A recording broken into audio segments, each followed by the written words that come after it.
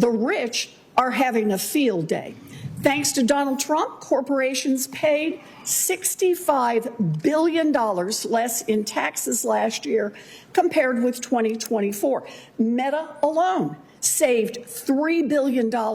Amazon saved over $4 billion. And just for context, that $65 billion would have been enough money to extend the Obamacare tax credits 3 times over and still had money left over, saving health care for millions of Americans. Elizabeth Warren was cooking Lizzie Warren style. She's going Lizzie Warren on all of us. I think you're aware of that. During her interrogation of Trump loyalist, former finance executive and current IRS CEO, Frank Bisignano. Here's a little more of it. So, Mr. Bisignano, I just want to understand how slashing health care for families so that Meta gets a $3 billion tax cut is a really good outcome for the American public. Well, a really good outcome for the American public is getting their checks, their direct deposits within 21 days. What you're talking about isn't part of what the IRS is working on. So you think it is a good outcome that Meta gets to save $3 billion, Amazon gets $4 billion, and to pay for it, millions of Americans lose their health care? That's your view as the CEO of the IRS? I don't see the two of them correlated, ma'am. Well, you seriously can't make this up. If you can't see the direct connection between our country's top tech oligarchs bending the knee to Trump and their companies receiving even larger tax breaks than previously, then we have a big, beautiful bill to sell you, okay? Or maybe is it just coincidence? It's total coincidence, huh? Billions of dollars less paid in taxes after they attended the inauguration and donated nominal amounts directly to Donald Trump, to his campaign, to his inauguration, and then they get billions back from the government because Trump doesn't have to pay that himself. That's pretty nuts, huh? But probably just total happenstance. They're correlated in terms of those tax cuts were paid for by pushing people off their health care. Did you not follow that? Those tax cuts, 30 million seniors, your seniors. Talking about $3 billion for Meta, so that paid for by people being pushed off their health care. And you're the one who said really good outcome. It is a really good outcome for the American public here. What was enacted in the Working Family Tax Act. Values of the Trump administration loud and clear. Yes, because those clearly are the Trump administration's values. Judge them if you will. But kicking people off health care is a small price to pay for rich people to get more money they don't need. That's obvious. And simply the logical conclusion of our government allowing and encouraging the wealthiest and most powerful people and corporations in the country to have free reign over our political system is one in which everyday people are going to feel loved. They're going to feel loved and supported by their government. That's the conclusion you have to make. That's the result of all of this. It's just a warm, fuzzy feeling that our government's taking care of us. If you don't understand sarcasm, maybe a literal animated graph will put things into perspective. So are you holding on to your chairs? Get ready. What is it that people actually pay after all of the deductions and tax credits and all of the special loopholes? Now, this is the total tax rate, federal, state, and local. And what we're going to do here, this is the income group. Here's lower income down here. Here's higher income, and here's the top 400, the richest 400 people. And we're going to look at, here is their tax rate, federal, state, and local, starting at 10%, going up to 70%. Here we go.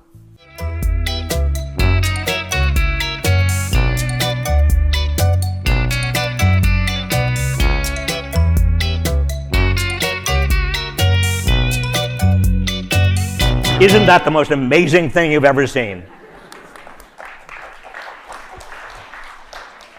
If we extended it to today, and I wish we had an animated version that did, it would probably be about here, not much different from 2018. This is total federal, state, and local taxes.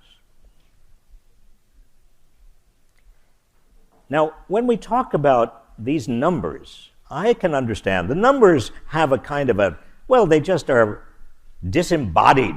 They're not real. You can distance yourself from the numbers. What I'd like you to do, just for a moment, is think about real people behind the numbers. Real people who are paying or not paying taxes.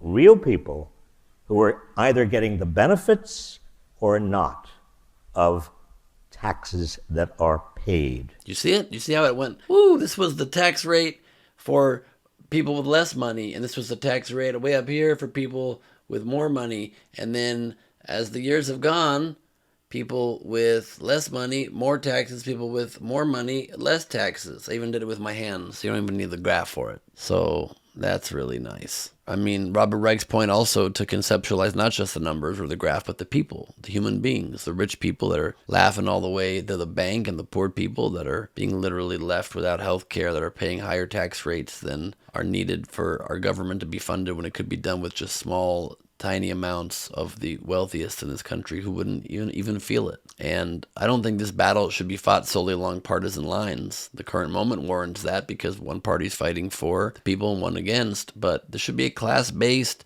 top versus bottom battle. It's nothing to do with political parties. It has to do with, do you want the richest people stealing your money? Do you like being stolen from? You love it? You enjoy being stolen from?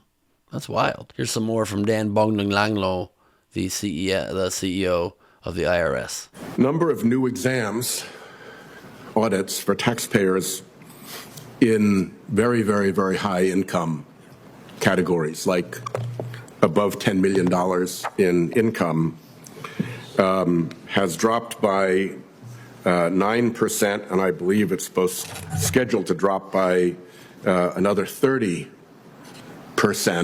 I thought that one of the good things that we did on a bipartisan basis was to refocus the IRS audit on the people who are most likely to be tax cheats, which is people who have enormous resources and the ability to deploy complex tax cheat strategies. What is up with the reduction in interest in auditing very rich people and the reduction in actual audits of very rich people? Well, there's, first of all, this year, collections and enforcement is up 12%, and this is year to date. As I said earlier, we've had over $2 billion in the top 5 audits that we collected on, and we'll go after every bad actor. There's no bias to any of it. It's every bad actor. You're not going to have the type of revenue we have coming in from enforcement if you're not collecting from highly compensated people and bad actors. So, I think that this year's numbers will prove itself out. So what explains that, for instance, the large business and international division lost 19% of its staff, and has that affected audits in the large business and international division? I think what our head of enforcement would say and our head of CI would say is their ability to use technology has completely gotten them reaching out to more, not less. I don't think that the metric anyone ever had that said it was the right number of staff, and I'm going to always ensure that we have the right number of staff to get every job done we need. Yes, I'm sure that reduced staffing won't have any effect on audit and investigations into tax cheats. I'm sure having less people investigate people who are cheating on their taxes would have no effect on that. It's probably insignificant as far as an effect, having way less people to do the thing that's needed to make sure the government taxes the right people, the people who have the money, and doesn't mess with the lives of people who don't. But, that's just my opinion. I could be wrong. I'm Ben Gleib for Rebel HQ. You can follow me at Ben Gleib on Instagram.